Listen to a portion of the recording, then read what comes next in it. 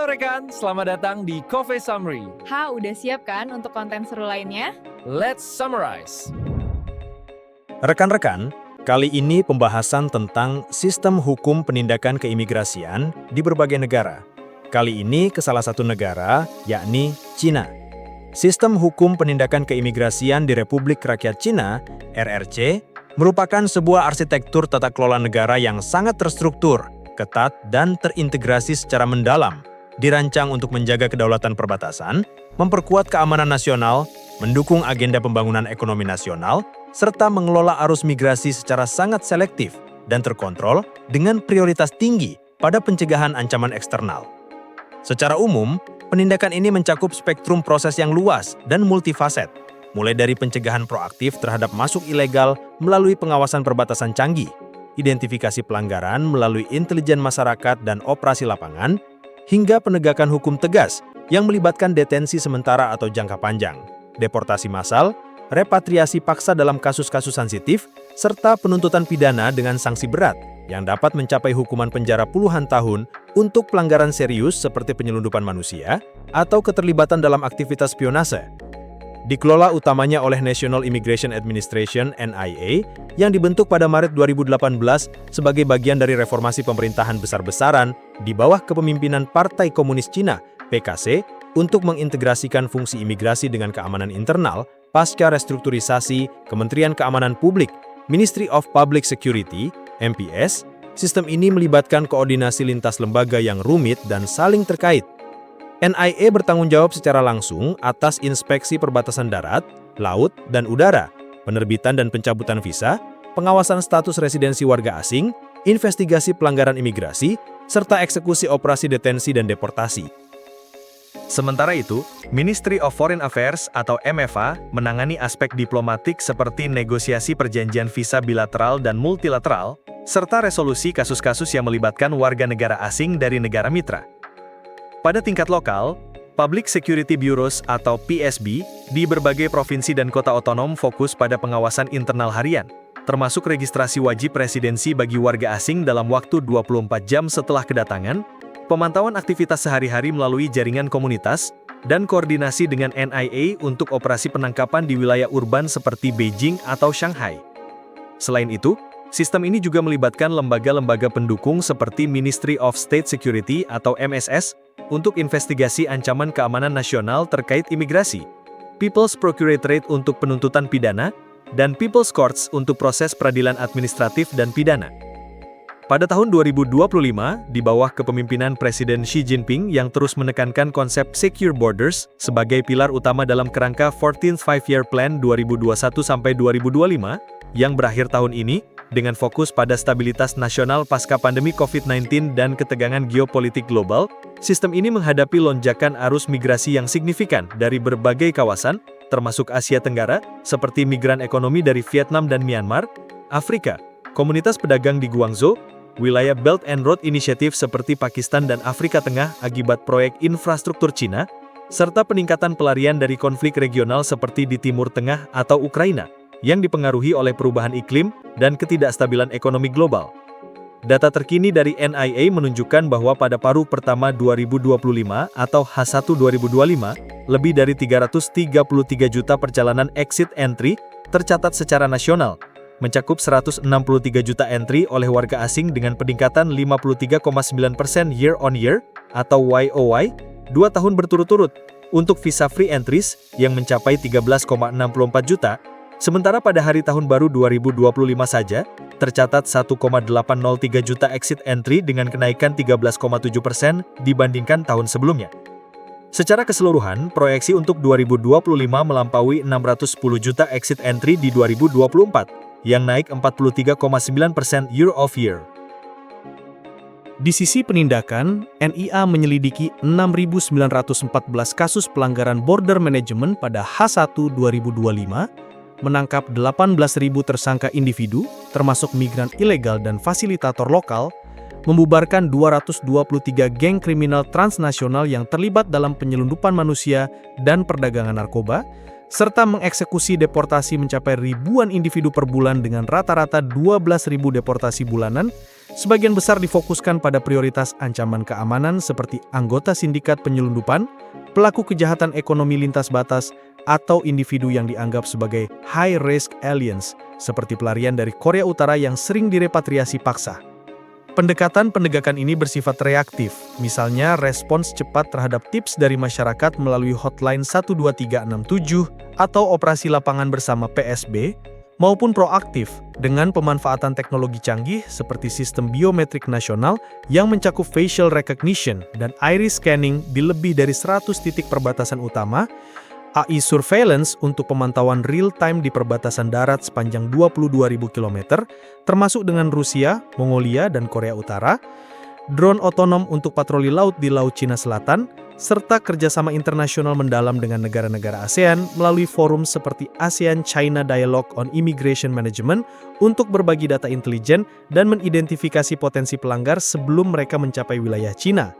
Namun sistem ini sering dikritik secara internasional karena dampaknya yang parah terhadap hak asasi manusia, terutama dalam kasus repatriasi paksa migran Korea Utara, di mana pada 2024 saja, Cina diketahui memulangkan sekitar 60 pengungsi yang kemudian menghadapi resiko penyiksaan, eksekusi, atau kamp kerja paksa di DPRK, menurut laporan Human Rights Watch dan UN Experts. Kondisi detensi yang tidak manusiawi dengan overcrowding di fasilitas NIA yang berkapasitas hingga 50.000 orang, tapi sering melampaui batas hingga 120%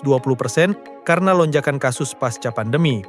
Diskriminasi sistematis terhadap komunitas minoritas seperti warga Afrika di Guangzhou yang mengalami pengusiran massal selama COVID-19 atau Uighur di Xinjiang, yang meskipun bukan migran asing tapi terintegrasi dalam sistem pengawasan imigrasi nasional, serta pelanggaran prinsip due process seperti kurangnya akses pengacara independen dan interpretasi subjektif terhadap ancaman keamanan nasional yang mencerminkan ketegangan mendalam antara prioritas keamanan negara dengan nilai-nilai kemanusiaan global dan kewajiban internasional Cina sebagai penandatangan Konvensi Pengungsi 1951, meskipun tidak sepenuhnya diratifikasi. Dibandingkan dengan Indonesia, penindakan keimigrasian di Cina tampak jauh lebih terintegrasi secara nasional, berorientasi pada keamanan global dan pembangunan strategis seperti BRI dengan skala operasional yang masif dan didukung oleh anggaran NIA mencapai sekitar 62,5 miliar RMB atau sekitar 8,5 miliar US dollar pada 2025 yang memungkinkan pengerahan puluhan ribu agen di seluruh 31 provinsi, otonomi, dan kota langsung, serta investasi besar dalam teknologi AI nasional seperti sistem facial recognition yang diatur melalui Measures on Facial Recognition Technology efektif Juni 2025 untuk mencegah penyalahgunaan data biometrik. Sementara itu di Indonesia, sistem dikelola secara sentralisasi di bawah Direktorat Jenderal Imigrasi atau Dirjen Imigrasi dalam Kementerian Hukum dan HAM atau Kemenkumham dengan penekanan kuat pada transparansi melalui audit publik tahunan, integrasi digital seperti aplikasi M-Paspor dan dashboard monitoring untuk pemantauan real-time status visa yang berhasil meningkatkan efisiensi penindakan hingga 36,71% pada 2025. Serta kerjasama regional intensif melalui ASEAN untuk menangani isu bersama seperti pengungsi Rohingya dari Myanmar atau migran ekonomi dari Filipina dan Vietnam. Di Cina, operasi seperti Crackdown on Illegal Immigration 2025 yang diselesaikan pada Juli 2025 menargetkan pelanggaran spesifik seperti overstay visa, penyelundupan manusia melalui perbatasan Yunnan-Myanmar, atau pemalsuan dokumen oleh geng transnasional, menggunakan alat canggih seperti facial recognition pada petugas perbatasan untuk verifikasi identitas instan dan mencegah korupsi internal, serta platform digital seperti China Immigration Service Hotline 12367 yang menangani 89,87 juta layanan inquiry pada H1 2025,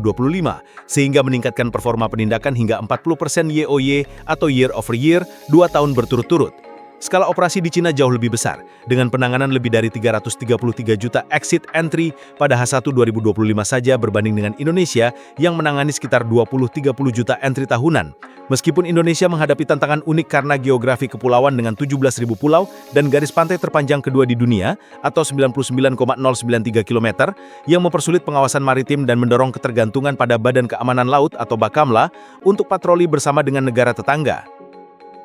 Selain itu, amandemen terbaru pada Exit and Entry Administration Law Cina melalui Regulasi 2024-2025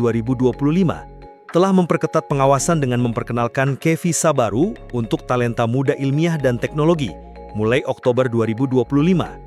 Perpanjangan visa free transit hingga 240 jam untuk 55 negara termasuk Indonesia, efektif Juni 2025, sebelumnya 144 jam. Serta Mainland Travel Permit untuk non-Chinese dari Hong Kong dan Macau mulai Juli 2024 untuk memfasilitasi pergerakan bisnis di Greater Bay Area. Tapi dengan sanksi yang lebih tegas, seperti larangan masuk permanen untuk pelanggar berulang dan integrasi data biometrik dengan database nasional untuk pelacakan otomatis. Ini menunjukkan adaptasi Cina terhadap arus migrasi regional yang dipengaruhi BRI. Sementara Indonesia melalui Undang-Undang Nomor 63 Tahun 2024 lebih fokus pada perpanjangan izin masuk kembali hingga 10 tahun untuk investor asing melalui Golden Visa, dengan sanksi administratif yang relatif ringan, seperti denda hingga 500 juta rupiah untuk overstay sederhana. Transisi dari gambaran umum ini membawa kita ke landasan filosofis yang mendasari kebijakan, di mana Cina mengadopsi pendekatan berakar pada prinsip keamanan negara dan selektivitas ekonomi yang ketat, sering bersifat restriktif terhadap migrasi tidak berdokumen untuk mencegah infiltrasi asing. Sementara Indonesia menekankan keseimbangan antara manfaat nasional, pencegahan risiko, dan pendekatan humanis regional. Landasan filosofis kebijakan keimigrasian Cina didasarkan pada nilai-nilai sosialis dengan karakteristik Cina yang unik, seperti prioritas keamanan nasional, pembangunan bersama melalui China Dream Xi Jinping yang menekankan rejuvenasi bangsa, dan integrasi migrasi dengan agenda global seperti BRI yang melibatkan lebih dari 150 negara mitra, tapi dipengaruhi kuat oleh paradigma pasca reformasi 2018 yang memandang imigrasi sebagai potensi ancaman spionase, destabilisasi sosial, atau beban ekonomi, sehingga mendorong pendekatan control first atau pengendalian mutlak sebagai prioritas utama di atas aspek kemanusiaan. Hal ini tercermin dalam Exit and Entry Administration Law 2013 yang telah direvisi berkali-kali, termasuk Amandemen 2024-2025 yang memperkuat elemen kriminalisasi untuk mencegah migrasi ilegal dengan menambahkan klausul tentang penggunaan teknologi biometrik wajib untuk semua entry dan sanksi pidana untuk pelanggaran data identitas, yang tidak hanya mengatur proses masuk legal seperti penerbitan visa elektronik melalui platform online NIA, tapi juga menekankan pencegahan proaktif melalui screening intelijen dan penghukuman berat bagi pelanggar, seperti deportasi seumur hidup untuk kasus terorisme terkait. Pada 2025, di bawah administrasi Xi yang memperkuat China Dream melalui pidato-pidato PKC yang menekankan Secure Nation sebagai fondasi stabilitas, filosofi ini semakin diperkuat melalui regulasi seperti Immigration Management Plan 2025, sebagian dari evaluasi akhir 14th Five-Year Plan yang disorot oleh State Council Information Office atau SCIO pada Juli 2025. Memerintahkan pemerintah untuk melindungi kedaulatan dari infiltrasi asing dengan menegakkan hukum secara ketat, termasuk mobilisasi sumber daya militer dan polisi di perbatasan sensitif seperti dengan Korea Utara, di mana repatriasi paksa menjadi norma untuk mencegah defection wave, pembatasan visa ketat untuk negara berisiko tinggi seperti Afghanistan atau Syria, sambil menyambut talenta tinggi melalui program R-Visa untuk spesialis di bidang teknologi, sains, dan ekonomi, yang telah menarik lebih dari 10.000 pemohon pada 2024-2025 dengan fasilitas residensi permanen setelah 5 tahun kontribusi, serta unilateral visa free entry untuk 75 negara pada Juli 2025 untuk mendukung pariwisata dan bisnis pasca pandemi. Pendekatan ini bersifat selektif secara implisit dan eksplisit, memfavoritkan migran yang berkontribusi secara ekonomi seperti investor BRI atau ahli AI melalui K-Visa baru untuk pemuda berusia di bawah 35 tahun mulai Oktober 2025, atau memiliki ikatan diplomatik kuat, tapi seringkali dikritik karena bias etnis dan rasial implisit terhadap kelompok minoritas dari negara berkembang, seperti laporan HRW tentang diskriminasi terhadap migran Afrika selama African Exodus di Guangzhou pada 2020-2025, serta potensi untuk memisahkan keluarga melalui repatriasi paksa, seperti kasus 60 pengungsi Korea Utara yang dikembalikan pada April 2024 yang memicu kecaman dari UN experts dan US Congressional Executive Commission on China CECC pada 2025 karena melanggar prinsip non-refoulement. Sebagai perbandingan, Indonesia menerapkan selective policy secara eksplisit, sebagaimana diatur dalam Undang-Undang Nomor 6 Tahun 2011 tentang keimigrasian yang diamandemen pada tahun 2024, yang hanya mengizinkan orang asing masuk jika mereka memberikan manfaat nyata, seperti investasi asing langsung minimal 10 miliar rupiah melalui Golden Visa, atau keterampilan khusus di sektor prioritas seperti pariwisata dan teknologi tanpa mengancam keamanan atau ketertiban umum, sehingga menciptakan keseimbangan antara kesejahteraan nasional dan pencegahan resiko melalui proses screening yang lebih transparan dan kurang kriminalisasi. Kesamaan antara keduanya terletak pada aspek selektif yang sama-sama bertujuan melindungi kepentingan domestik.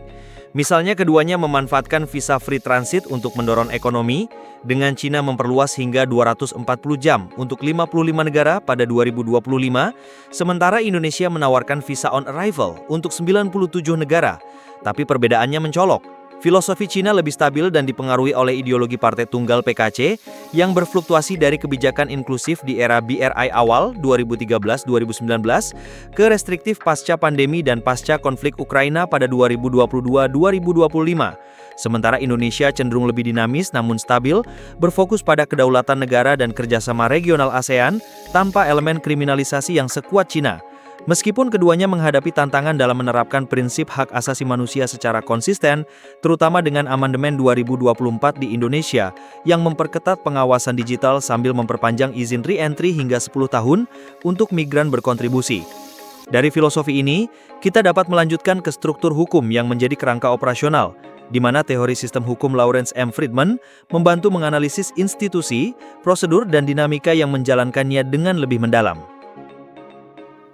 Menurut teori Friedman, struktur hukum mencakup organisasi, institusi, dan prosedur yang mendukung penerapan hukum secara efektif, dan di Cina, struktur ini bersifat sentralisasi nasional di bawah kendali PKC yang ketat, yang seringkali menciptakan efisiensi tinggi melalui komando terpusat sekaligus ketegangan dengan otonomi regional karena prioritas keamanan nasional yang overriding. Penindakan keimigrasian berada di bawah NIA sebagai lembaga utama dengan divisi-divisi spesifik, Enforcement and Removal Division untuk operasi internal seperti investigasi pelanggaran overstay dan deportasi massal, Border Protection Division untuk pengawasan perbatasan darat 22.000 km, laut termasuk Laut Cina Selatan yang disputed, dan udara di 200+ bandara internasional, serta Administrative Services Division untuk verifikasi status visa melalui sistem e-visa terintegrasi. NIA yang dibentuk pada 2018 dari penggabungan fungsi imigrasi MPS dan MFA dengan staf awal 15.000 agen yang kini mencapai 25.000 pada 2025, dipimpin oleh Direktur Xu Ganlu sejak 2023, dikonfirmasi ulang pada 2025 dengan Deputy Director untuk memperkuat eksekusi kebijakan repatriasi di bawah Immigration Management Plan 2025 yang menargetkan pengurangan migrasi ilegal hingga 50% melalui teknologi. Hubungan dengan lembaga lain sangat erat dan hierarkis. NIA bekerja sama dengan People's Courts untuk penuntutan pidana melalui pengadilan khusus imigrasi di tingkat provinsi, berbagi data biometrik real-time dengan Interpol untuk menangkap buronan internasional seperti kasus 223 geng dibubarkan pada H1 2025, dan berkoordinasi dengan pemerintah provinsi serta lokal untuk operasi bersama, meskipun ada resistensi dari economic priority cities seperti Shanghai atau Shenzhen yang menolak enforcement ketat untuk melindungi komunitas ekspatriat bisnis dari gangguan, atau dari wilayah otonom seperti Xinjiang, di mana pengawasan imigrasi terintegrasi dengan camp re-education untuk Uighur, meskipun bukan migran asing. Dibandingkan dengan Indonesia, penindakan keimigrasian di Cina tampak jauh lebih terintegrasi secara nasional, berorientasi pada keamanan global dan pembangunan strategis seperti BRI dengan skala operasional yang masif dan didukung oleh anggaran NIA mencapai sekitar 62,5 miliar RMB atau sekitar 8,5 miliar US dollar pada 2025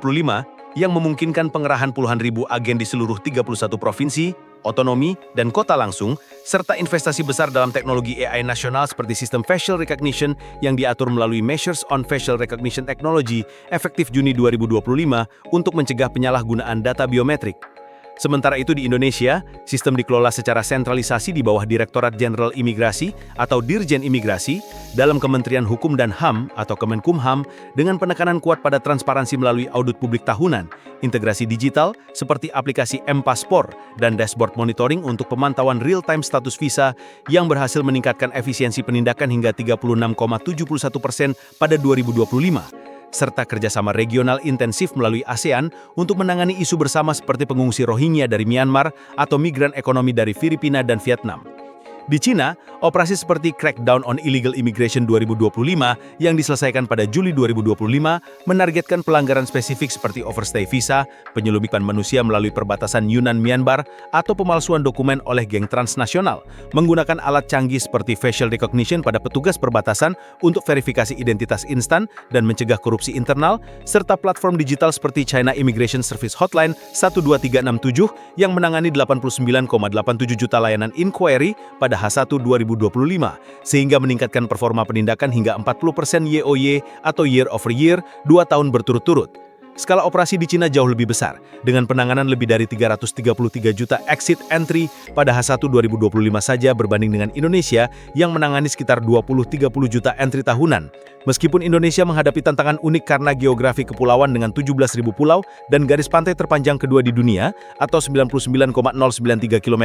yang mempersulit pengawasan maritim dan mendorong ketergantungan pada Badan Keamanan Laut atau Bakamla untuk patroli bersama dengan negara tetangga. Selain itu, amandemen terbaru pada Exit and Entry Administration Law China melalui regulasi 2024-2025 telah memperketat pengawasan dengan memperkenalkan K-Visa baru untuk talenta muda ilmiah dan teknologi mulai Oktober 2025, perpanjangan visa free transit hingga 240 jam untuk 55 negara, termasuk Indonesia, efektif Juni 2025, sebelumnya 144 jam, serta mainland travel permit untuk non-Chinese dari Hong Kong dan Macau mulai Juli 2024 untuk memfasilitasi pergerakan bisnis di Greater Bay Area, tapi dengan sanksi yang lebih tegas seperti larangan masuk permanen untuk pelanggar berulang dan integrasi data biometrik dengan database nasional untuk pelacakan otomatis. Ini menunjukkan adaptasi Cina terhadap arus migrasi regional yang dipengaruhi BRI.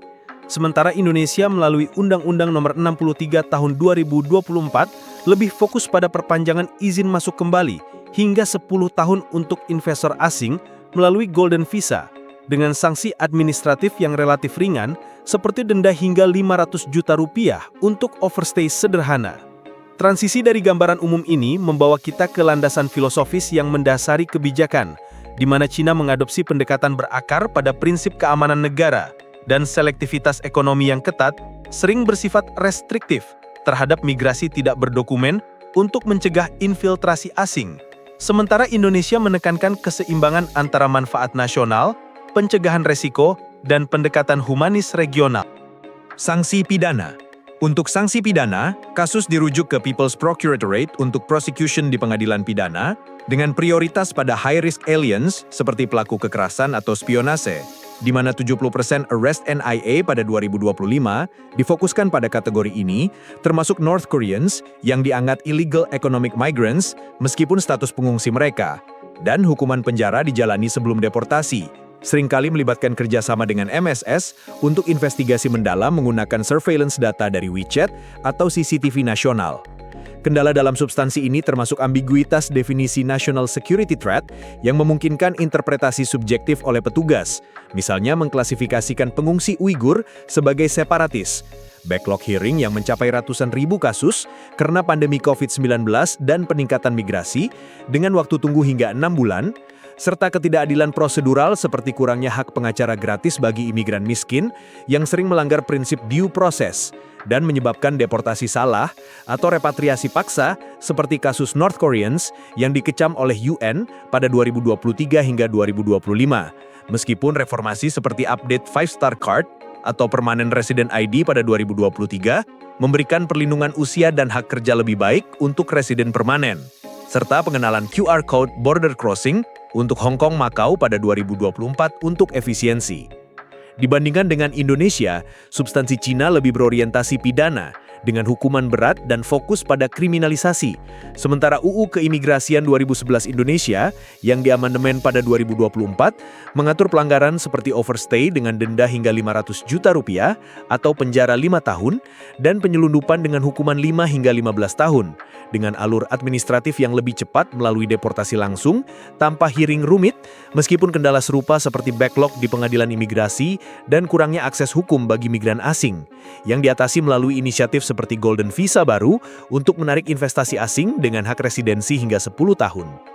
Dari substansi ini, budaya hukum Friedman menjadi faktor penentu bagaimana hukum diterima dan diterapkan dalam masyarakat, yang seringkali mencerminkan kesatuan sosial, pengaruh partai, dan polarisasi antara narasi resmi dengan kritik internasional. Sanksi pidana. Untuk sanksi pidana, kasus dirujuk ke People's Procuratorate untuk prosecution di pengadilan pidana dengan prioritas pada high-risk aliens seperti pelaku kekerasan atau spionase, di mana 70% arrest NIA pada 2025 difokuskan pada kategori ini, termasuk North Koreans yang dianggap illegal economic migrants meskipun status pengungsi mereka, dan hukuman penjara dijalani sebelum deportasi, seringkali melibatkan kerjasama dengan MSS untuk investigasi mendalam menggunakan surveillance data dari WeChat atau CCTV nasional. Kendala dalam substansi ini termasuk ambiguitas definisi national security threat yang memungkinkan interpretasi subjektif oleh petugas, misalnya mengklasifikasikan pengungsi Uighur sebagai separatis. Backlog hearing yang mencapai ratusan ribu kasus karena pandemi COVID-19 dan peningkatan migrasi dengan waktu tunggu hingga 6 bulan, serta ketidakadilan prosedural seperti kurangnya hak pengacara gratis bagi imigran miskin yang sering melanggar prinsip due process dan menyebabkan deportasi salah atau repatriasi paksa seperti kasus North Koreans yang dikecam oleh UN pada 2023 hingga 2025. Meskipun reformasi seperti update 5-star card atau permanent resident ID pada 2023 memberikan perlindungan usia dan hak kerja lebih baik untuk residen permanen, serta pengenalan QR Code border crossing untuk Hong Kong Macau pada 2024 untuk efisiensi. Dibandingkan dengan Indonesia, substansi Cina lebih berorientasi pidana, dengan hukuman berat dan fokus pada kriminalisasi. Sementara UU Keimigrasian 2011 Indonesia, yang diamandemen pada 2024, mengatur pelanggaran seperti overstay dengan denda hingga 500 juta rupiah atau penjara 5 tahun, dan penyelundupan dengan hukuman 5 hingga 15 tahun, dengan alur administratif yang lebih cepat melalui deportasi langsung, tanpa hearing rumit, meskipun kendala serupa seperti backlog di pengadilan imigrasi dan kurangnya akses hukum bagi migran asing, yang diatasi melalui inisiatif seperti Golden Visa baru untuk menarik investasi asing dengan hak residensi hingga 10 tahun.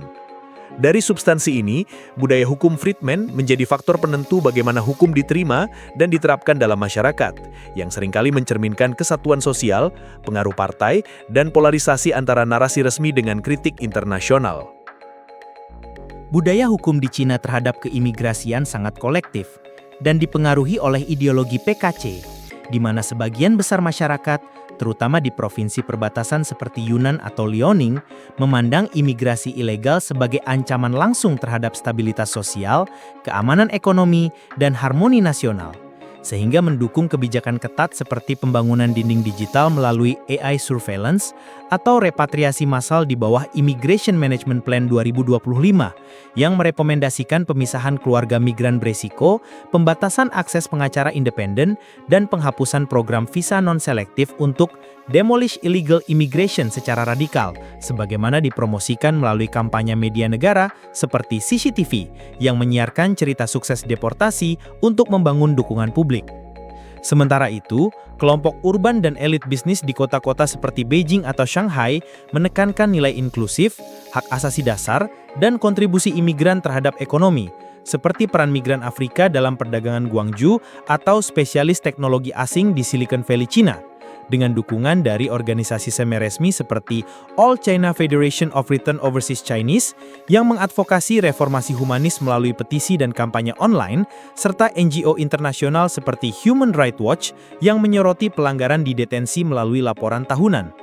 Persepsi ini dipengaruhi oleh media negara yang sering memperkuat stereotip illegal immigrant as threat melalui propaganda PKC, debat politik internal yang memanfaatkan isu ini untuk memperkuat loyalitas partai, seperti selama Kongres PKC ke-21 pada 2025, di mana Xi menekankan zero tolerance terhadap migrasi ilegal, serta pengaruh organisasi global seperti UN High Commissioner for Refugees atau UNHCR dan CEICC yang menyoroti kasus repatriasi North Koreans sebagai pelanggaran non-refoulement, sehingga menciptakan kerjasama lokal seperti registrasi wajib oleh landlord dengan denda berat untuk non-compliance atau program komunitas untuk melaporkan suspicious foreigners melalui app WeChat. Di Indonesia, budaya hukum lebih kolektif berbasis kedaulatan nasional dan nilai Pancasila. dengan masyarakat umumnya mendukung selective policy sebagai bentuk perlindungan domestik terhadap lapangan kerja lokal, meskipun ada empati terhadap pengungsi regional seperti dari Afghanistan atau Rohingya, tapi kurangnya kesadaran publik tentang hak imigran sering menjadi kendala. Berbeda dengan Cina yang memiliki gerakan advokasi kuat dari PKC, tapi kurang independen dibandingkan NGO di Indonesia seperti Komnas HAM. Akhirnya, isu-isu ini mengarah pada permasalahan utama di Cina, termasuk backlog akumulasi kasus yang belum selesai, yang membengkak hingga jutaan karena sumber daya terbatas dan volume migrasi tinggi, 610 juta exit entry pada 2024, kondisi detensi inhuman dengan laporan overcrowding, kekurangan medis, dan penyiksaan yang memicu tuntutan hukum internasional dari HRW pada 2025, dampak psikososial pada anak dan keluarga migran, seperti trauma pemisahan keluarga akibat repatriasi paksa North Koreans yang dieksploitasi sebagai tenaga kerja murah sebelum dipulangkan, kesatuan politik PKC yang menghambat reformasi bipartisan atau humanis karena prioritas stabilitas, serta ancaman deportasi massal di bawah Plan 2025 yang menghapus program visa diversity non-selektif dan membatasi migrasi keluarga, yang dapat melemahkan ekonomi dengan mengusir pekerja esensial di sektor manufaktur atau BRI. Yang telah dilakukan termasuk regulasi 2025 untuk memperkuat enforcement dengan penambahan agen perbatasan dan iris scan di Macau, Hong Kong, alokasi dana melalui agenda 2025 untuk AI Border Seminar dan Teknologi, revisi aturan visa free untuk 75 negara unilateral pada Juli 2025 guna meningkatkan due process, serta kampanye advokasi oleh NIA melalui briefing SCIO untuk transparansi, meskipun tantangan tetap ada seperti peningkatan entries 53,9% pada Mei 2025 yang membebani sistem. Di Indonesia, isu serupa seperti koordinasi maritim yang lemah dan data migran tidak lengkap dengan gap hingga 5,3 juta pekerja migran ditangani melalui operasi serentak dan digitalisasi seperti dashboard monitoring serta amandemen hukum untuk mempertegas enforcement sambil memperpanjang izin re-entry, menunjukkan pendekatan adaptif meskipun skala lebih kecil, sehingga kedua negara terus berupaya menyeimbangkan keamanan dengan kemanusiaan dalam konteks global yang semakin kompleks, di mana Cina lebih bergantung pada kekuatan eksekutif PKC yang fluktuatif, sementara Indonesia pada regulasi nasional yang stabil dan regional. Berikut adalah beberapa kesimpulan inti yang dirangkum, mencerminkan kompleksitas sistem penindakan keimigrasian di Cina serta perbandingannya dengan Indonesia. 1. Sistem penindakan keimigrasian Cina yang ketat dan terintegrasi. Sistem hukum penindakan di Cina dikelola oleh NIA di bawah MPS dengan anggaran 62,5 miliar RMB pada 2025 merupakan sistem sentralisasi yang dinamis dan masif, dirancang untuk menjaga kedaulatan perbatasan sambil mendukung ekonomi BRI. Pada 2025, sistem ini menangani jutaan kasus dengan 333 juta exit entry di H1 dan 6.914 pelanggaran diselidiki, menunjukkan pendekatan ketat yang memprioritaskan ancaman keamanan publik seperti penyelundupan dan repatriasi North Koreans (NK). Didukung teknologi canggih seperti AI facial recognition dan iris scan, serta dana besar melalui agenda 2025, namun dikritik karena pelanggaran hak asasi manusia, seperti repatriasi paksa 60 pengungsi NK pada 2024, dan overcrowding detensi, yang mencerminkan ketegangan antara keamanan nasional dan nilai kemanusiaan global. 2. Perbandingan dengan Indonesia. Integrasi nasional versus sentralisasi regional. Berbeda dengan Cina yang terintegrasi nasional dengan orientasi keamanan global, penindakan di Indonesia terpusat di Dirjen Imigrasi dengan fokus transparansi dan digital, seperti M-Paspor dalam operasi Wirawaspada Serentak 2025 yang meningkatkan efisiensi hingga 36,71%. Skala Cina jauh lebih besar dengan anggaran 8,5 miliar dolar, sedangkan Indonesia menghadapi tantangan geografis kepulauan dan keterbatasan sumber daya, namun lebih adaptif melalui kerjasama ASEAN dan amandemen UU Keimigrasian 2024, yang memperketat pengawasan sambil memperpanjang izin re-entry melalui Golden Visa. Keduanya bertujuan melindungi kepentingan nasional, tapi Cina lebih kriminalisasi dengan repatriasi paksa, sementara Indonesia lebih berorientasi pada manfaat ekonomi dan stabilitas regional. 3. Filosofi Control First China versus Selective Policy Indonesia. Landasan filosofis Cina berakar pada nilai sosialis dan China Dream, tapi didominasi paradigma keamanan pasca 2018, mendorong pendekatan Control First melalui Exit Law 2013 dan regulasi 2025 seperti Immigration Management Plan yang menekankan proteksi dari infiltrasi asing. Ini berbeda dengan Indonesia yang menerapkan selective policy eksplisit melalui UU Keimigrasian 2011 yang mengutamakan masuknya migran bermanfaat tanpa mengganggu ketertiban. Filosofi Cina lebih stabil ideologi partai dengan fluktuasi dari inklusif BRI ke restriktif pasca pandemi, sementara Indonesia lebih fokus pada kedaulatan, meskipun keduanya menghadapi tantangan hak asasi manusia, terutama dengan kebijakan restriktif Cina yang dikritik karena bias etnis dan repatriasi NK oleh UN dan CECC pada 2025. 4. Struktur hukum sentralisasi Cina versus terpusat Indonesia. Menurut teori Lawrence M. Friedman, struktur hukum Cina bersifat sentralisasi nasional dengan NIA sebagai inti, yang menyebabkan efisiensi sekaligus inefisiensi, seperti duplikasi tugas dan backlog, kasus pending jutaan kasus karena kekurangan hakim. Indonesia memiliki struktur terpusat di bawah Dirjen Imigrasi, dengan alur kerja lebih sederhana, namun terhambat oleh keterbatasan teknologi, diatasi melalui dashboard monitoring. Resistensi dari kota-kota ekonomi di Cina dan kerjasama dengan Interpol serta MSS menunjukkan kompleksitas, sedangkan Indonesia lebih mengandalkan Kemenlu dan Bakamla dengan inisiatif digital seperti body kamera untuk mempercepat respons dan transparansi. 5. Substansi hukum. Pidana berat di Cina versus administratif cepat di Indonesia. Substansi hukum Cina berbasis Exit Law 2013 diperkuat oleh Agenda 2025 dengan sanksi berat untuk pelanggaran pidana seperti re-entry ilegal hingga 10 tahun penjara dan fokus pada high risk aliens 70% penahanan NIA 2025. Indonesia, melalui UU Keimigrasian 2011 dan Amandemen 2024, memberlakukan denda 500 juta rupiah atau penjara 5 tahun untuk overstay dengan deportasi langsung yang lebih cepat. Kendala di Cina meliputi ambiguitas definisi security threat dan kurangnya akses pengacara. Sementara Indonesia menghadapi backlog serupa, namun dengan skala lebih kecil, ditangani melalui Golden Visa dan Visa on Arrival sebagai langkah mencegah backlog baru. 6. Budaya hukum kolektif di Cina versus kolektif di Indonesia. Budaya hukum di Cina sangat kolektif, dengan pandangan masyarakat mendukung kebijakan ketat seperti Plan 2025 yang merekomendasikan pengawasan AI dan penghapusan visa non-selektif, dan menekankan kontribusi imigran didukung oleh media negara dan organisasi seperti All China Federation. Indonesia memiliki budaya kolektif berbasis kedaulatan dengan dukungan selektif polisi, meskipun kurangnya kesadaran tentang hak imigran menjadi kendala. Kesatuan di Cina diperburuk oleh propaganda PKC dan kritik HRW, sedangkan Indonesia lebih homogen namun kurang memiliki gerakan advokasi kuat seperti Komnas HAM. 7. Tantangan dan upaya penanganan. Tantangan utama di Cina meliputi backlog kasus, kondisi detensi inhuman dengan overcrowding dan trauma repatriasi NK, seperti laporan CECC 2025 tentang eksploitasi sebelum pemulangan.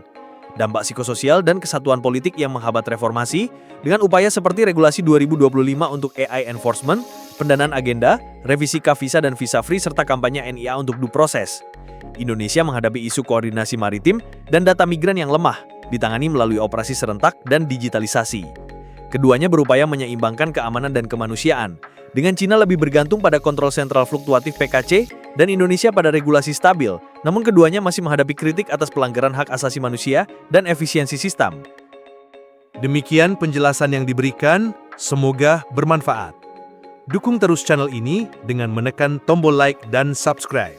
Terima kasih. Halo rekan, nggak terasa ya udah mau selesai. Toh iya, tonton terus ya kelanjutan konten seru lainnya di channel kita.